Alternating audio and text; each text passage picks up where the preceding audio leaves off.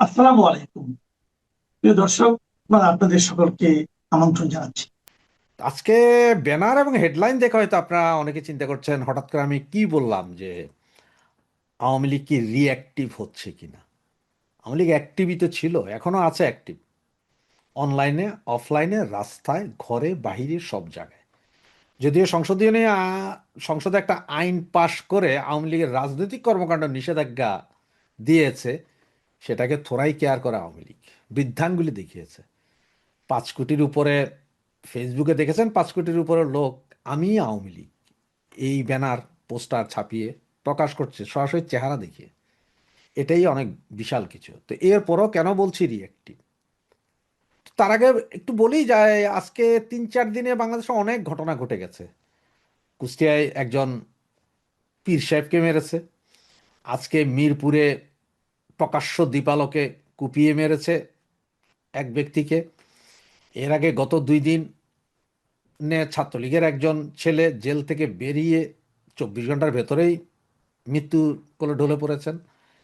আরেকজন ছাত্রলীগ নেতা যার পায়ের অবস্থা প্রায় 90%ই শেষ, তারপরও জেল আছেন, চিকিৎসা নেই।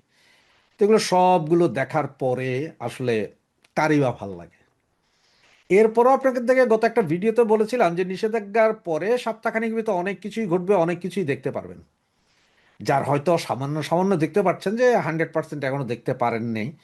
তো এটা হচ্ছে কি জানেন, রাজনীতি, জিওপলিটিক্স বা যাই বলেন, কোনো কিছুই সময়, ঘন্টা, সেকেন্ড, মিনিট ধরে আসে না। যেটা 1 সপ্তাহ বলবো সেটা হয়তো 1 মাস লাগবে, যেটা 1 মাস বলবো ওটা হয়তো 5 বছর 10 বছরও লাগে।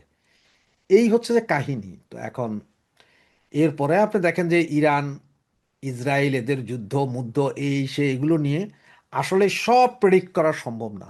এরপর আমরা প্রেডিক্ট করি কিছু কিছু, কিছু কিছু ডট মিলানোর চেষ্টা করি, নিজস্ব চিন্তা চেতনা বা আমাদের চিন্তায় কী আছে সেটা আপনাদের বলার যেমন চেষ্টা করি, সেই রকমই সব লাগাই। এরপরও তো সর্বোচ্চ সিদ্ধান্ত নেওয়ার অধিকার বা ক্ষমতা সেটা আমাদের নেত্রীর, কারণ নেত্রীর বাইরে কোনো কথা নেই।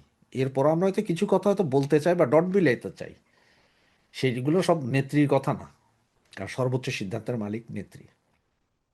সেই হিসাবে যেমন আজকে যেটা বললাম যে রিয়েক্টিভ রিয়েক্টিভ করার মতো, আপনারা সকলে জানেন যে শিরিন শারমিন চৌধুরীকে সপ্তাহখানেক আগে গ্রেপ্তার করেছিল বিভিন্ন মিথ্যা মামলায়, আজকে ওনাকে আবার জামিন দিয়েছে। এরপরে আপনার যেমন সাবের হোসেন চৌধুরী, উনি দীর্ঘ প্রায় 15 বছর যখন আওয়ামী লীগ ক্ষমতায় ছিলেন তখনও ওনার কোনো নামগন্ধই ছিল না।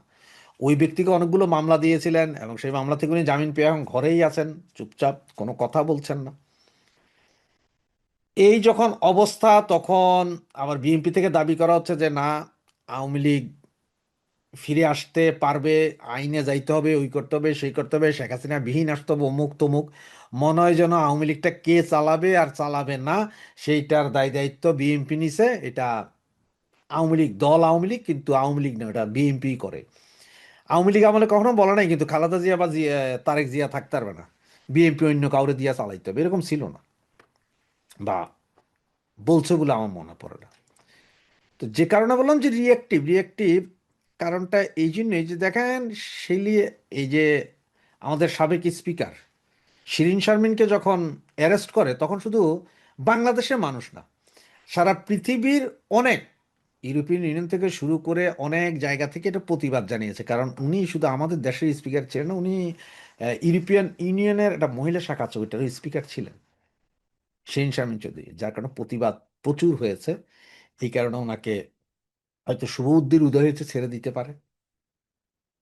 আর আমার যেটা মনে হচ্ছে, এটা আমার ব্যক্তিগত মতামত, এটা আপনাদের কাছে এমনও হতে পারে যে যেমন আপনার 75-এ 15ই আগস্টের পরে যেমন আপনার জোহরা তাজউদ্দিনকে দিয়ে আওয়ামী লীগকে রিয়েক্টিভ করিয়ে সচল করা হয়েছিল।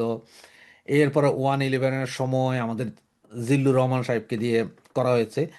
তেমনি কি শিরিন শারমিন চৌধুরী এবং সাবের হোসেন চৌধুরী সহ অন্যান্য পরিচ্ছন্ন অনেক নেতা আছেন বাংলাদেশ আওয়ামী লীগে, যারা আছেন তাদেরকে দিয়ে করানোর কোনো চিন্তা ভাবনা করছেন কিনা, বা আপনার আওয়ামী লীগের থার্ড ফোর্থ ফিফথ গ্রেডের নেতা, গ্রেড বলতে আবার আপনার এটা বুঝেন না যে, বললেন না যে একদম গ্রেড মানে ফেল গ্রেড, ওইটা না। থার্ড মানে যেমন ধরেন প্রথম লাইন আছে হাইকোর্ট, সেকেন্ড লাইন আছে একটু কম হাইকোর্ট, থার্ড লাইন আরেকটু কম, ফোর্থ লাইন ওর একটু কম, ফিফথ লাইন আরেকটু কম। মানে ওরা সকলেরই যোগ্যতা আছে, কিন্তু ওনারা এখনো জায়গা সুযোগের অভাবে হয়তো উপরে আসতে পারেনি। সেই ধরনের লোকজনগুলোকে নিয়ে মাঠের কর্মী, তৃণমূল জনপ্রিয়তা আছে প্রচণ্ড। এই ধরনের নেতাদের, নেতা কর্মীদেরকে নিয়ে কি আওয়ামী লীগ রিয়াক্টিভ হচ্ছে কিনা সেটা একটু চিন্তা করে দেখতে পারেন। কারণ আওয়ামী লীগ তো অ্যাক্টিভ আছেই, তবে এটাকে সম্পূর্ণ সচল করার জন্য বা মাঠে ফিরিয়ে আনার জন্য একটা টেকনিক হতে পারে কিনা, এই বিষয়গুলো আসলে চিন্তা করে আমি চিন্তা করলাম যে শিরীন শারমিন চৌধুরী জামিন পেয়ে গেলেন আজকে। ওনার প্রচণ্ড একটা সম্মান আছে ওয়ার্ল্ড ওয়াইড। এটা কোনো গ্রুপিং নাই, কোনো বিশাল রাজনৈতিক নেত্রীও না, কিন্তু ওনাকে কি সামনের সারিতে নিয়ে আসা হচ্ছে কি না, সাবের হোসেন চৌধুরীদের মতন এই ধরনের কিছু নেতাকে কি সামনের সারিতে আনা হচ্ছে কি না। আবার আওয়ামী লীগের যেসব হার্ডকোর নেতা আছেন, 100-200, টোটাল 100-200 তো দেশের বাইরে আছেন, বাকি সবাই আছেন, ওনাদেরকে যাতে নিরাপদে এই মুহূর্তে রাখা যায়। কারণ হচ্ছে যে যার নামই প্রকাশ করা হবে, যারই দায়িত্ব দেবে, সেই আবার জেলে যাবে।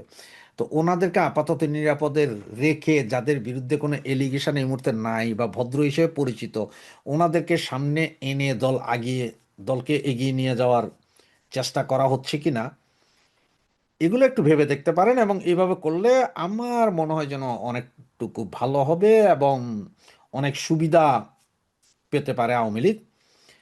তো এরপরও আওয়ামী লীগ কী করবে, আসলে আওয়ামী লীগ কীভাবে চলবে, দল কীভাবে চলবে, এইটার সিদ্ধান্ত নেওয়া দায়িত্ব একমাত্র জননেত্রী শেখ হাসিনার। উনি যদি মনে করেন যে হ্যাঁ, এদেরকে দিয়ে আমরা দল সামনে নিয়ে যাব, সেটা ওয়েল অ্যান্ড গুড, আমরা সবসময় ওনার পক্ষেই আছি। এখন অনেকে বলতাম যে শেখ হাসিনা জীবিত থাকতে উনি দেশে এসে দলের হাল, উনি দেশে এসে আসলে দলের হাল ধরার মতন যে পরিস্থিতি, দেশের নিরাপত্তাই নেই। তার মানে কি জানেন, উনি যদি আজকে দেশে আসে হয়তো কালকে ওনার মেরে ফেলবে। কারণ সেনাবাহিনী যে বিট্রে করছে এটা আপনারা জানেন, পাবলিক মারবে না, ওনাকে সেনাবাহিনী মেরে ফেলবে। আইএস এর জঙ্গি গোষ্ঠী যারা আছে তারাই মেরে ফেলবে। এটা আপনার 21শে আগস্টের গ্রেনেড হামলা থেকে শুরু করে বাকি 20-22 বারের মতো ওনাকে যে হত্যা চেষ্টা করা হয়েছে, সেই 88 সালে চট্টগ্রামও চেষ্টা করা হয়েছিল দুইবার, একবার 88-তে, একবার 89-তে, দুইবার, একবার 24শে জানুয়ারি আর একবার সম্ভবত 89 সালে কত, এটা আমার মনে নেই। দুইবার ওখানেও করা ছিল প্রথম থেকে। তো এইসব কাণ্ড দেখার পরে এখন সকলেই চিন্তা করেন যে নেত্রী যদি দেশে ফিরে আসে এই মুহূর্তে, ওনাকে হত্যা করা একদম নর্মাল কাজ হয়ে দাঁড়াবে এই জঙ্গি গোষ্ঠীর। সুতরাং সেই জায়গায় উনি নিরাপদে থেকে যদি দলকে সব কিছু মিলিয়ে যদি রিয়েক্টিভ করে এনাদেরকে দিয়ে, তাতে কোনো সমস্যা দেখি না। অনেকে হয়তো মনে করতেন যে না, এরা কেন, আরও অমুক নাই তমুক নাই, অমুক নেতা আছে তমুক ভাই আছে, তাদের চেয়ে এরকম নিরীহ গোবেচারা টাইপের কিছু দিয়ে যদি দল অ্যাক্টিভ করাইতে পারে, সেটাই ভালো হবে।